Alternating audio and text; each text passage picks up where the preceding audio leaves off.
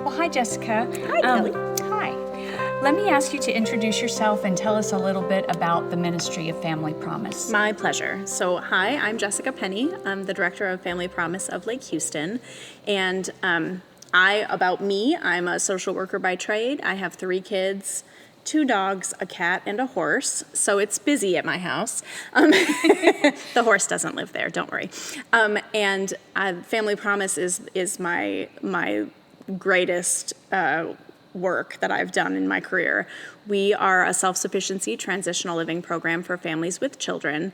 So we really get to help families overcome the barriers to success and overcome homelessness in a lasting, generationally changing way. So it's a wonderful program. Yes, we've been so fortunate to have been a part of it for several years now. And so tell us, how do area churches participate in the hosting part of the program? Okay, so our families during the day are with us in the day center, a little office area, we call it home base. Then in the evenings, they come to the church that's hosting that week, and we have 13 host congregations that host once a quarter, and your lovely church is one of those. And so the families at 6 p.m. come to the church. Dinner is provided, a warm home-cooked meal and some fellowship. An evening host, maybe that's the same person that provided dinner. Sometimes it's not. And then the families go to bed in a room that's designated for them for that week of hosting. So one of my favorite opportunities for hosting and for volunteering is the dinner host. You not only get to share a meal together and really just get to know one another, but it's wonderful to see the kids play together. It's a service opportunity to engage young families in ministry where the whole family can get involved, and that's such a rare, beautiful thing. It is. It is. We've had so much fun and have seen some of our church members really enjoy getting to serve in that way. That is such a unique way to serve, and to see them really blossom and just loving on the kids that are there and giving the moms a break or the families a break so they can have some downtime too. So that's been really a really cool part to participate in. Tell us a little more about the overnight hosts, because I know that in the past for us, that's been the most challenging position to get volunteers for. My joke with overnight hosting is that I don't know why I don't do it, because you're alone in a room. It's essentially you come in right about bedtime and spend the night, and you're there in case there's an emergency. You're the person in the church that knows the protocol. If an alarm were to go off, you know who to call, that kind of thing. But really, you're sleeping alone in a quiet room by yourself. And as a mom, I mean, I want to do it. I don't know why I don't. But really, that's a service opportunity too. If you're somebody that's comfortable and can just, I mean, I can virtually fall asleep anywhere, so I could definitely do it. Mm-hmm. And we're fortunate here because we invested in some nice rollaway beds, and so they're not the air mattresses. So you even get a real bed here. Yes. Sign me up, Kelly. Exactly. And on another point is that the families leave really early in the morning, right? They do. Yep. So we do have to get up and go to work on an early schedule, it can accommodate that by 6 a.m. Yep, the families are out the door by 6 a.m. So you've got time to go home, take a shower, and get to work. Yeah. So yeah, It it's set works up that out. way on purpose. Tell us a little more about what types of families enter the program. Okay, so we don't exclude any demographic. We will take a family that looks like any family that might, sometimes that's grandma and mom and kiddos. The only hard and fast criteria is that they have kids under the age of 18, and somebody in the family has to have a driver's license because of the way that our program is set up. But typically, so having said that, we have had multi-generational families. We have had families that are dad and the kiddos, but most often what we have are single moms and kids. And so we get to love on the moms and we get to play with the kids, and it's great. Okay. So along with the types of families that are in the program, what is the intake or application process like for those families? Sure. So like I said, the driver's license is a steadfast rule. Kids under 18 in their care is a requirement. Otherwise, the intake process is really, as we have an opening coming up, we interview. As a really wise person, Carol Brady, once said to me, everybody that contacts you, everybody that comes in needs the help. Mm-hmm. Your tough job is to determine who's ready to do the work. Mm-hmm. And so I kind of frame it that way. We don't accept anybody that's currently a substance user. We don't accept anybody that is currently or freshly from a domestic violence situation, and that's for the safety of the volunteers as much as it is for the family. Mm-hmm. And we don't take anybody with a specific set of criminal background. That doesn't mean if you had a traffic accident years ago that we really weigh that case by case basis. But it's safety. I look at everything from the perspective of safety. Right, and with the balance that we all deserve a second chance. We all deserve a second chance, yeah, and mistakes happen, and sometimes, if I excluded all background check stuff that comes back, I don't know that we'd have any families. Like, a lot of people have that kind of thing in their history, so it's not as much about what happened before as it is about what happens going forward. But our families... So we schedule interviews when we have an opening, but we also run a program we call Outreach, and that stands for Resources, Education, Advocacy, Compassion, and Hope. And Outreach is kind of what serves. We don't keep a waiting list, but Outreach kind of serves as a feeder for the shelter program. So Outreach, everybody has access to all the services and supports at the day center, minus the shelter piece when we don't have capacity. So it's people that are really working hard to better their future, and are already doing the work along those lines. So that's kind of how the shelter program has been running. Mm-hmm. It sounds like a good balance. What are some of the classes or programs that the families have access to while they're in the full Family Promise ministry? Sure. Thank you for asking. So we are real proud of Nurturing Parenting Program, Nurturing Program as we call it, and so that's one thing. And I'm going to cheat and look at my sheet here so I don't leave anything off. We offer life skills classes, GED, and HiSET, which is high school equivalency testing, career development and planning. We do a lot around if your family is this size and you are interested in doing these kinds of things, you need to make this much money to live in a fair market housing that is suitable for your family size. Mm-hmm. And then we figure out what jobs will fit and what the trajectory could be for future growth. So phlebotomy is a quick certificate program that'll pay a decent wage it's a livable wage for families.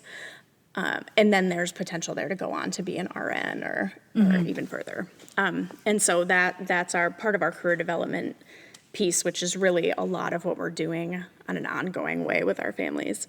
Financial Peace University and financial literacy and budgeting training. Our families are completely transparent with regard to finances. They're required to save 80% of any income they earn while they're in the program and 50% of any food stamps in Texas food stamps rollover so they can bank them.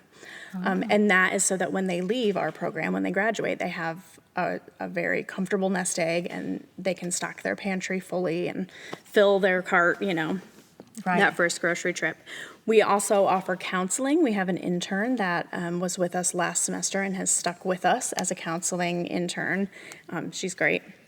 We offer car seat safety. Tiffany is a certified car seat technician. Oh. And so she'll inspect or educate around car seats. She has all the resources for people to get their car seats up to speed.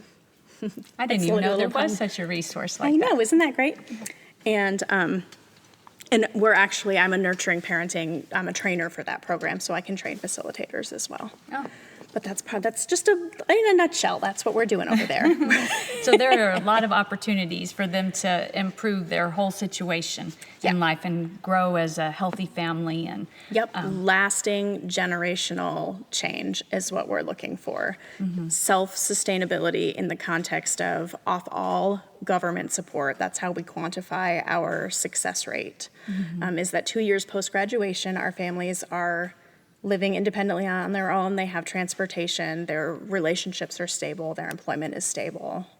That's what we're looking for. that's wonderful. And we love being a part of that. Let's talk a little more about on the volunteer side.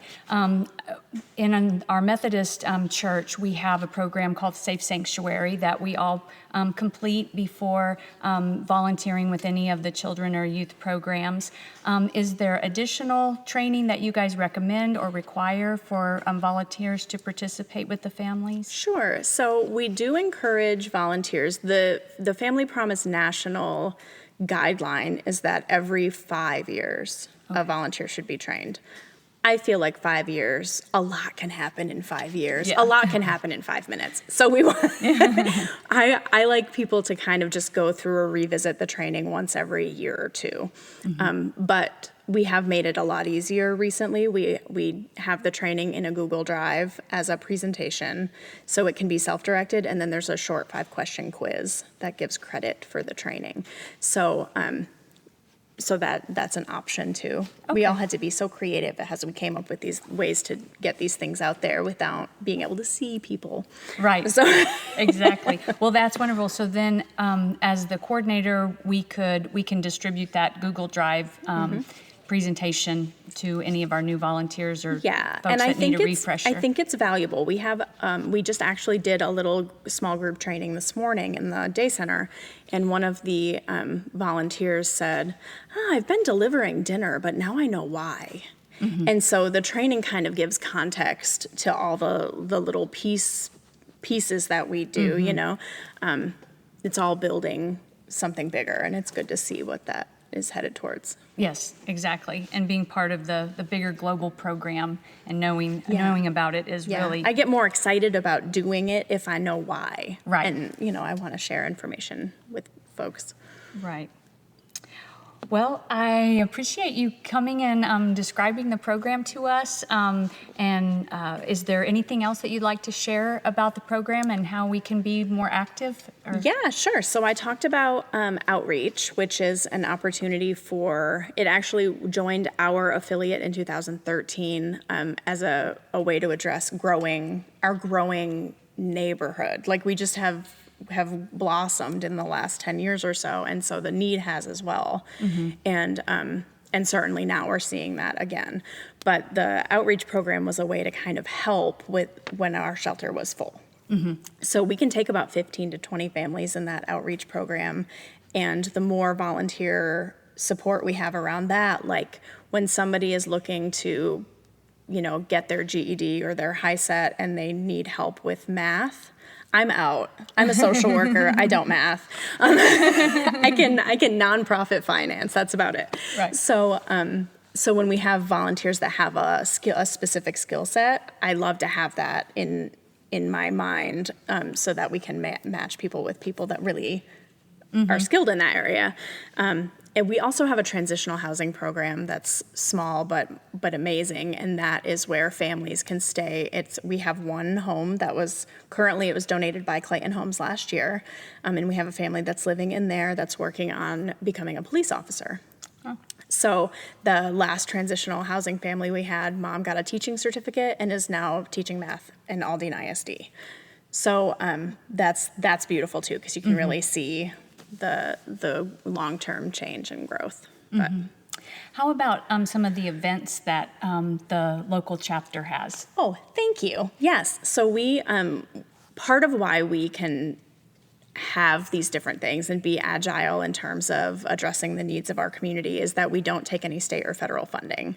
So our families in all of our programs, there's no limitation in terms of 30, 60, 90 days, or you have to do this specific program, or we can really tailor the care that we provide people to that specific family. And to me, I think that is very much why our families are so successful. But we also, in order to not rely on state and federal funding, we have to fundraise. We have to, our community supports us in an amazing way, and God has his hand in every tiny piece of what Family Promise does. But we do Chicks and Hogs, which is our main fundraiser. That's the big one. And it has always been in April, but we have moved it to September because COVID threw everything in the air and then it all shuffled. I think it's going to be a lot of fun in September. This year it's September 25th. And there's tons of volunteer opportunities around that too, in a completely different kind of volunteer way. You want to man a bounce house? We got you. And then we do some other fundraising things throughout the year. Right now, Chicks and Hogs is our big focus. And we are also building the Promise House, which is a whole other thing that I could talk about for days. But we're building a much larger day center facility so we can expand the outreach program. Right. That's going to be a beautiful thing. That's in Humble, right off of 1960, right near the Lutheran church that's there. Yes, so we bought the land from Lamb of God years ago, and it's kind of behind Jack in the Box where Wilson Road turns into Townsend in 1960. This strange but it's going to be a beautiful house, beautiful building that has a lot of potential to benefit our community. And also, just for people to know that if they do have more specific questions, you guys have a great, robust website that, that we can check out as well. So. We do. We're pretty proud of our website, fplh.org. And then we are on all the main social media platforms, and you can find our usual ramblings there. So Exactly. Yeah, we follow you guys for sure on Facebook and all that. So, well, thanks again for doing this for us today, and we want to help grow the ministry and be supportive. Thank you so much. Thanks for letting us serve alongside you. Well, thank you so much. It's in the church that the magic happens with our families, so we're grateful to work all together with you guys. Thank you so much.